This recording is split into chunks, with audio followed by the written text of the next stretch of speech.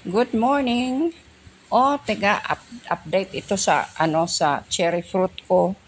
Ay, cherry fruit daw. Syempre kasi nagbibigay na siya ng fruit eh. It's a sign na mamunga na talaga ito siya.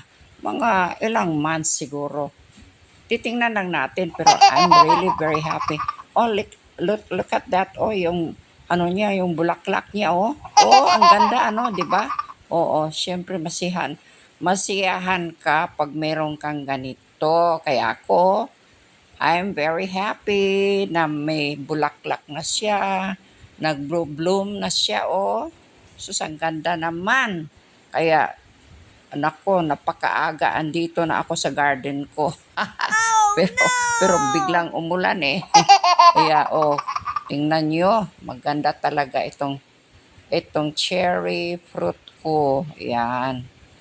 I'll just wait for the right time na magbibigay siya ng yung tamang fruit na medyo malaki na masarap ng kakainin. Oo, yan. Kasi magdulot ito siya ng ng meron siyang benefit. O kung kakainin mo ito, tapos meron kang rheuma o di kaya arthritis, ay siya, tumutulong ito siya.